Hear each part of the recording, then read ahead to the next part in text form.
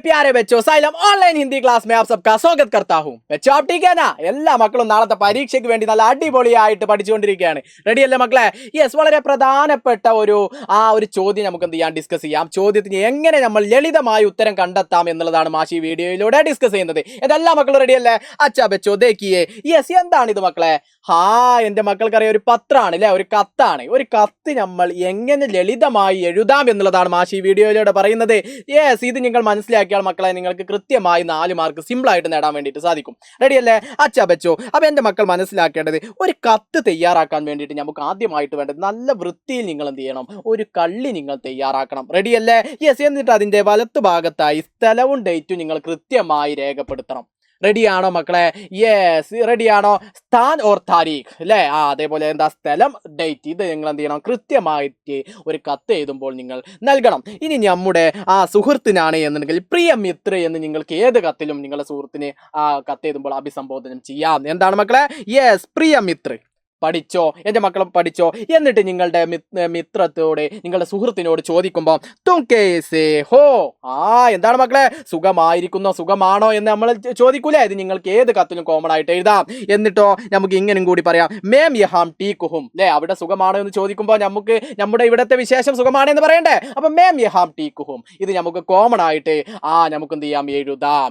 എന്നിട്ട് അതിന്റെ കൂടെ നമ്മൾ ഇങ്ങനെ എഴുതുന്നു, मैम यह पत्र एक विशेष बात बताने के लिए लिख रहा हूं. എന്താണ് പറഞ്ഞത്?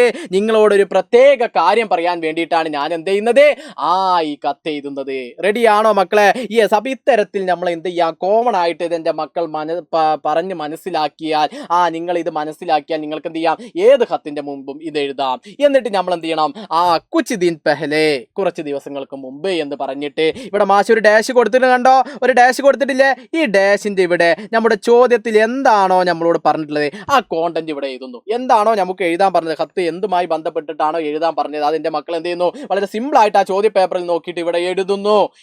റെഡിയാണോ? ഇതുവരെ ക്ലിയർ ആണോ? അങ്ങനെ കഴിഞ്ഞു കഴിഞ്ഞാൽ, എഴുതി കഴിഞ്ഞാൽ പിന്നെ എന്റെ മക്കൾ എന്ത് ചെയ്യണം, ലാസ്റ്റ് സബ്കോ മേരാ പ്യാർ കഹ്ദേന, എല്ലാവരോടും എന്ത് ചെയ്യുക, എന്റെ സ്നേഹം അറിയിക്കുക.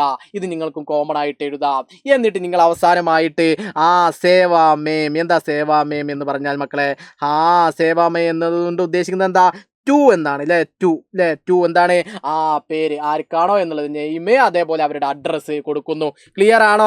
എന്നിട്ട് അതിനുശേഷം അവസാനമായി തുമാര മിത്ര, നിന്റെ പ്രിയപ്പെട്ട സുഹൃത്ത് എന്ന് പറഞ്ഞിട്ട് നിങ്ങളുടെ പേര് എഴുതുന്നു. വേണമെങ്കിൽ ഒരു ഒപ്പും നിങ്ങൾക്ക് എന്ത് ചെയ്യാം, നൽകാം. ഇത്തരത്തിൽ സിമ്പിളായിട്ട് മനസ്സിലാക്കിയാൽ ഇതിൽ നിന്നും പുറത്തുനിന്ന് നമ്മൾ എന്താണ്, ആകെ ഒന്നും പുറത്തുനിന്ന് എടുത്തില്ല. ആദ്യം നമ്മൾ കോമൺ ആയിട്ട് പഠിക്കുന്നു, തും കേസേ ഹോ, മേം യഹാം ടീക്ക് ഹും, മേം യഹ് പത്ര ഏക് വിശേഷ് ബാത് ബതാനെ കെ ലിയേ ലിഖ് രഹാ ഹും എന്ന് പറഞ്ഞുകൊണ്ട് കുച്ച് ദിൻ പെഹലെ എന്ന് പറഞ്ഞിട്ട് എന്ത് ചെയ്യാണ്, നമ്മൾ എന്താണോ ചോദ്യ പേപ്പറിൽ ചോദിച്ചിട്ടുള്ളത് അത് വളരെ ലളിതമായിട്ട് നമ്മൾ എന്ത് ചെയ്യുന്നു, അവിടെ എഴുതി കൊടുക്കുന്നു. എന്നിട്ട് അവസാനം സബ്കോ മേരാ പ്യാർ കഹ് ദേന എന്ന് പറഞ്ഞ് നമ്മൾ അവസാനിപ്പിക്കുന്നു. പിന്നെ സേവാമേം ടു എന്ന് പറഞ്ഞിട്ട് ആർക്കാണോ എന്നുള്ളതും പിന്നെ നമ്മൾ അവസാനം നമ്മുടെ പേരും എഴുതിക്കൊണ്ട് വളരെ ലളിതമായിട്ട് നമുക്ക് എന്ത് ചെയ്യാം, ഒരു കത്ത് തയ്യാറാക്കാം മക്കളെ. ഇത്തരത്തിൽ നാളത്തെ പരീക്ഷയിൽ ചോദിക്കുകയാണെങ്കിൽ നിങ്ങൾക്ക് അതുമായി ബന്ധപ്പെട്ട് എഴുതാൻ കഴിഞ്ഞില്ലെങ്കിൽ ഇത്തരത്തിൽ നിങ്ങൾക്ക് സിമ്പിൾ ആയിട്ട് എഴുതാൻ വേണ്ടിയിട്ട് എൻ്റെ മക്കൾക്ക് സാധിക്കും. റെഡിയാണോ മക്കളെ? റെഡിയാണോ? യെസ്. അപ്പൊ ഇത് നിങ്ങൾ കൃത്യമായി പഠിച്ചു വെക്കുമല്ലോ മക്കളെ. ഇത്തരത്തിൽ നിങ്ങൾക്ക് എഴുതിയാൽ 4 മാർക്ക് സിമ്പിൾ ആയിട്ട് നേടാൻ കഴിയും. റെഡിയല്ലേ മക്കളെ?